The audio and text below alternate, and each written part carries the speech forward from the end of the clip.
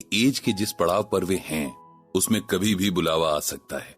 जब से उन्हें गीता ज्ञान को समझने की शक्ति मिली है तब से उन्हें अच्छे से समझ आ गया है कि इंसान को हमेशा तैयार रहना चाहिए। जैसे बहुत ज्यादा ट्रैवलिंग करने वाला इंसान हमेशा एक सूटकेस तैयार रखता है कि जाने कब ऑफिस से कॉल आ जाए और जाना पड़ जाए, इसी तरह किसी को भी अपनी तैयारी ऐसी रखनी चाहिए कि सब कुछ समेटा हुआ हो, सारे रिश्ते, सारे बंधन एकदम से छोड़ने को तैयार। और ये सब तभी मुमकिन है जब गीता ज्ञान की अच्छी समझ हो, शरीर और आत्मा के बारे में पता हो। पंडित जी को लगभग हर रोज कई ऐसे लोग मिलते हैं जिनके जिंदगी को लेकर कई सवाल होते हैं। लाइफ की कई सिचुएशंस होती हैं जिनमें लोग गीता ज्ञान के जरिए रास्ते तलाशते हैं, सॉल्यूशंस ढूंढते हैं। कई बार कुछ लोगों की कहानियां ऐसी होती हैं जो पंडित जी को एहसास कराती हैं कि उन्हें तो कुछ भी नहीं पता। ऐसी कहानियां उन्हें खुद पर अहंकार नहीं करने देती। कुछ कहानियां अपने सवालों के जवाब खुद ही दे देती हैं। ऐसी ही एक कहानी उन्हें आज मिली है जिसमें हर सवाल का जवाब है। बस उस कहानी को ध्यान से सुनने और समझे जाने की जरूरत है। ये कहानी पंडित जी के एक ब्लॉग रीडर की है जिन्हें अपने सवालों के जवाब चाहिए गीता ज्ञान के जरिए। जिंदगी का सही मतलब ढूंढ रहे हैं वो। ये कहानी बलराम जी की है जिनकी उम्र करीब 80 साल है। पेशे से टीचर रहे और अब सारा टाइम भगवान की भक्ति में लगा रहे हैं। आंखें कमजोर हो गई हैं इसीलिए ठीक से दिखाई नहीं देता, लेकिन किस्मत के धनी है क्योंकि उनका 20 साल का पोता आर्यन हर रात अपने दादाजी को पंडित जी के ब्लॉग से गीता ज्ञान की एक एक्सप्लेनेशन जरूर सुनाता है। पंडित जी तक अपने दादाजी की स्टोरी और क्वेरी भी उसी ने टाइप करके भेजी है। ये सब बलराम जी ने आर्यन से शुरू में ही लिखवा लिया है। पढ़ते हुए पंडित जी भी इस बात को अप्रिशिएट कर रहे हैं क्योंकि आजकल की जनरेशन के बच्चों के पास अपने बड़ों के लिए वक्त ही कहाँ होता है। ऐसे में आर्यन का रोज अपने दादाजी के लिए टाइम निकालना और उनकी हेल्प करना बहुत अच्छी बात है। बलराम जी की कहानी उन्हीं की जबानी कुछ इस तरह से है। मेरी पूरी जिंदगी में ऐसा कुछ भी नहीं हुआ जिसे किसी किस्म की अचीवमेंट कहा जा सके। आजादी से बहुत पहले मेरा जन्म हो गया था। उन दिनों लगभग हर कोई गरीब ही हुआ करता था, इसीलिए अपनी गरीबी कभी खली नहीं। ऐसा लगता था शायद दुनिया ऐसी ही है। एक वक्त का खाना खाकर दिन गुजारना तब नॉर्मल लगता था। वैसे भी जब सब एक जैसे हों तब अपने पास किसी बात की कमी खलती नहीं।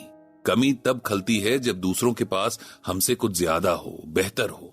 इंसान का यही नेचर है। उस जमाने में स्कूल और कॉलेज बहुत कम हुआ करते थे और कुछ किस्मत वाले ही उनका दीदार कर पाते थे।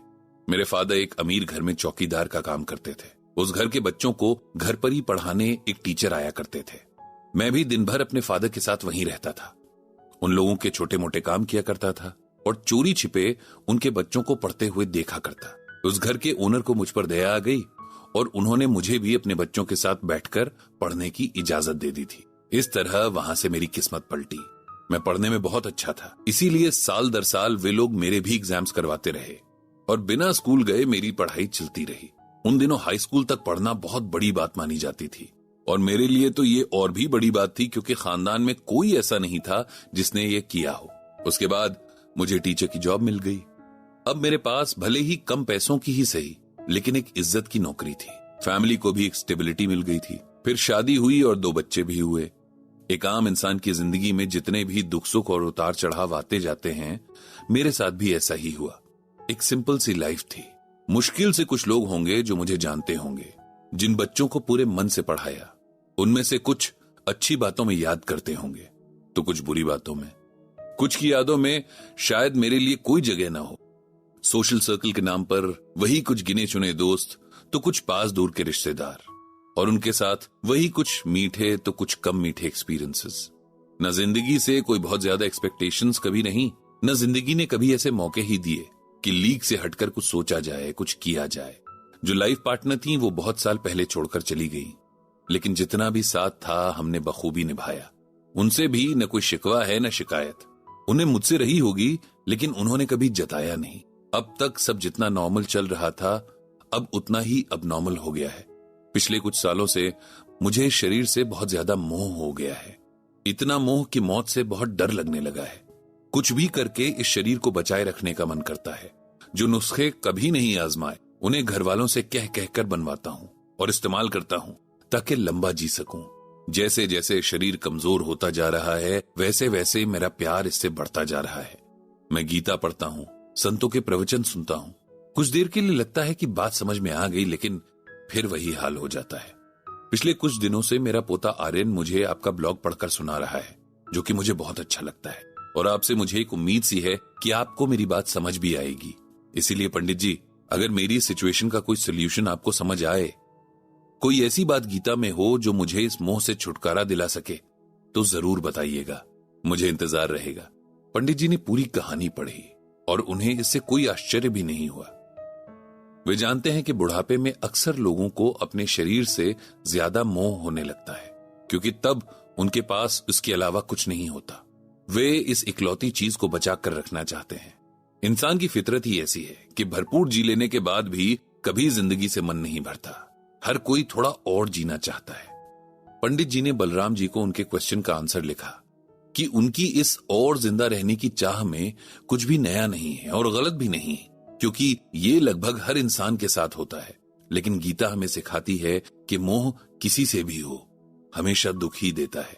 इसीलिए जितनी जल्दी इस मोह से बाहर निकलेंगे उतना अच्छा होगा।